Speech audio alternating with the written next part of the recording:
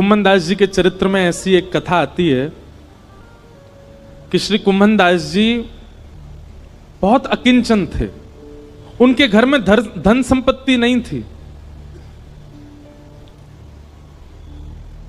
ठाकुर जी साक्षात प्रकट होकर उनकी गोद में बैठ करके खेलते थे।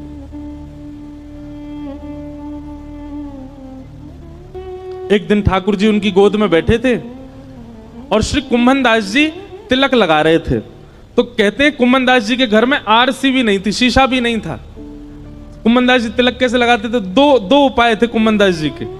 कठौते में जल भरते थे, उसमें अपना प्रतिबिंब देखते थे जल के अंदर, और प्रतिबिंब देख के फिर तिलक लगाते थे। या फिर ठाकुर जी किसी दिन खेलते खेलते उनकी गोद में आ जाते और गोद में बैठे बैठे ठाकुर जी बताते, हाँ कुम्भना यहाँ ते सीधो ले चल लगो। अब यहाँ नीचे तने घुमाए दे, अब यहाँ ते नेक ऊपर कर, बीच में यहाँ कोने कर, अब यहाँ कर। ठाकुर जी तिलक लगवाते थे कुम्भन दास जी का। कुम्भन दास जी के चरित्र में आता है कि श्री कुम्भन दास जी जब अपने खेत में हल जोतते थे तो ठाकुर जी ऐसे अपनी पीतांबरी में अनाज आदि जो भी होता था वो लेके स्वयं डालते हुए चलते थे कुम्भन दास जी के साथ। पर कुम्भन दास जी ने कभी ठाकुर जी से कोई याचना नहीं की। एक दिन की बात है, कुम्भन दास जी अपने खेत में हल जोत रहे थे, ठाकुर जी पीछे ऐसे उड़ाते हुए चल रहे थे सब बीजों को। इतने में मंदिर का घंटा बजा और जोर जोर से जैसे घंटे बजने लगे तो कुम्भन दास जी ने तुरंत हल छोड़ा, हाथ धोने लगे, पांव में जल डालने लगे, मुख पोंछा और तुरंत मंदिर की ओर भागने लगे। ठाकुर जी बोले, ए कुंभना कहां जा रहा है? जय जय दर्शन को समय है गयो, मंदिर जा रहा हूं। बोले, तू भी कुंभना कैसो बावड़ो, मैं तेरे संग यहाँ खेत में खड़ा हूं, तेरे संग हल जुतवा रहा हूं और तू मंदिर में भाग रहा हूं मेरे दर्शन को। कुम्भन दास जी बोले, जय जय यहां तो आप अपनी इच्छा से आते हो, आज आते हो, कल आओगे कि नहीं इसका कोई प्रमाण थोड़े। और कल मुझसे कोई अपराध हो गया, परसों मुझसे कोई अपराध हो गया तो क्या पता आप मुझसे मिलना ही बंद कर दो।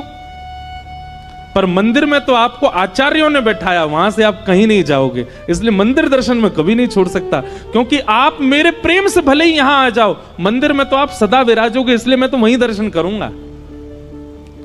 ठाकुर जी संग रहते थे उनके, लेकिन वो फिर भी मंदिर में जाते थे। कभी ठाकुर जी से याचना नहीं करी कि मेरे परिवार को नेक समृद्ध बना दो, मेरे घर पे नेक व्यवस्था करवा दो, कभी नहीं। एक दिन कुम्भन दास जी की गोद में ठाकुर जी बैठे थे तो कुम्भन दास जी की दाढ़ी से खेल रहे थे ठाकुर जी छोटे से। तो ठाकुर जी ने मन में विचार किया, कुम्भन दास के घर में बड़ी दुर्बलता है, मैं कोई राजा के मन को चेताता हूं ताकि वो आधी संपत्ति कुम्भन दास को दे जाए। सो ठाकुर जी एक बड़े बादशाह, एक बड़े राजा के स्वप्न में गए और स्वप्न में जाकर के ठाकुर जी ने आज्ञा कर दी, बोले तेरी मनवांछित इच्छा जो तू चाह रहा है, तेरे महल में ये काम हो जाए, तेरी पत्नी के एक बालक हो जाए, सब पूर्ण हो जाएगा, लेकिन उसके लिए तुझको एक काम करना पड़ेगा। अपनी इतनी संपत्ति गिरिराज जी लेके जा और श्री गोवर्धन में कुम्भन दास जी हैं उनको जाके भेंट करके आ, संपत्ति भेंट करने से तेरे काम पूरे हो जाएंगे। ठाकुर जी की आज्ञा मान करके वो राजा कुम्भन दास जी के यहां गया और उस समय कुम्भन दास जी की गोद में ठाकुर जी बैठे थे, खेल रहे थे कुम्भन दास जी के संग। और ठाकुर जी कुम्भन दास जी से कह रहे, कुम्भना। कुम्भन दास जी बोले, हाँ जय जय बोलो। अरे सुनता हूं, मुझे तो एक बात करनी है। हाँ जय जय बोलो, कहा बात करनी है? इतना बस कहा ही था, इतने में ही वो राजा कुम्भन दास जी कुटिया में आ गया और राजा के आते ही ठाकुर जी अंतर ध्यान हो गए। सामने बादशाह खड़ा है, घुटनों पर बैठ करके अपनी आधी संपत्ति अर्पित करने को, लेकिन कुम्भन दास जी इधर उधर देख रहे हैं। अब ये तो यहीं बैठे, कछु तो कह रहे, पतो ना बोल के ही ना गए मुंहते। अब ये तो यहीं बैठे, कछु तो कह रहे, बोल के ही ना गए।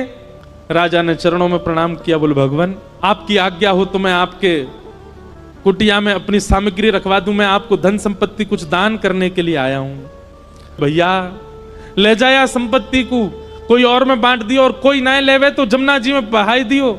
ऐसी संपत्ति को कहा करूं जाके मेरी कुटिया के द्वार पे आते ठाकुर जी भाज गए यहां से। ऐसी संपत्ति को मैं कहा करूंगा जैसे ठाकुर जी छोड़ के चले गए। घर के लोग चिल्ला रहे हैं, अरे कुम्भनदास जी कुछ तो ले लो, आपकी कुंवारी भतीजी है, उसका ब्याह करना है, घर की थोड़ी मरम्मत करवा देंगे, रात में वर्षा हो जाती है तो रात भर सो नहीं पाते हैं, हमारे घर में जल भर जाता है, अरे कुछ तो ले लो, कोई देने आया है। कुम्भनदास जी बोले, ऐसी संपत्ति ना लूंगा। जाके द्वार पे आते ही ठाकुर जी भाज गए, ले जा भैया, तेरे आगे हाथ जोड़ूं, अगर तू बहुत देर बैठो रहेगो तो मैं प्राण त्याग दूंगा, या को अभी लेके जा। और हट पूर्वक राजा को भगा दिया वहां से। राजा के जाते ही ठाकुर जी फिर आ गए। कुंभना दौड़ करके गए, ठाकुर जी को गले से लगा लिया, बोले नाथ कहां चले गए आप? ठाकुर जी बोले, कुंभनदास एक बात बता, मैंने एक राजा को स्वप्न दियो, स्वप्न में जाकर के वाकु चेतायो कि अपनी आधी संपत्ति ले जाके कुंभनदास को दे दे, और वो तू को देने आयो, तेने स्वीकार क्यों ना करी?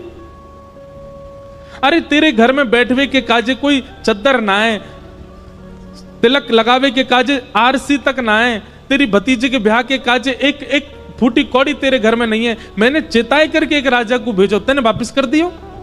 जय जय, आप सत्य बताइयो, राजा के आते ही आप अंतर ध्यान है गए।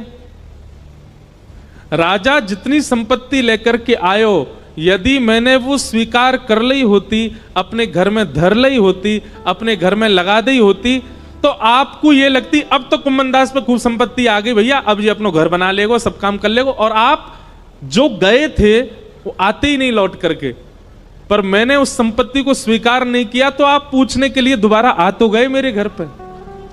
यह मेरा सौभाग्य है कि मेरे ठाकुर जी फिर प्रकट हो गए। आपको लगती कि भैया यहाँ पे तो अब सुख समृद्धि है, अब अपने आप सब लोग गुजर बसर कर लेगो। अरे लाचार बालक को बार बार मां ध्यान क्यों देती है? वो बालक चलने लग जाए, फिरने लग जाए, बोलने लग जाए, तो मां धीरे धीरे उसको अपनी जिम्मेवारियां समझाने लगती है। तू अब खुद चला कर, खुद उठा कर, खुद तैयार हुआ कर, खुद भोजन किया कर। लेकिन वो बालक लाचार ही रहता है, तो लाचार बालक को मां गोद से छोड़ती नहीं। नाथ मुझे केवल एक ही कामना है आपसे कि मुझे कभी संपत्तिवान मत बनाना, मुझे कभी योग्य मत बनाना। क्यों? बोले मैं असंपत्तिवान रहूंगा तो मैं स्वयं को लाचार मानूंगा, और मुझे लाचार जान आप सदा मुझे अपनी गोद में ही रखोगे नाथ, इसलिए मुझे ऐसे ही रहने दो, मुझे योग्यता नहीं चाहिए।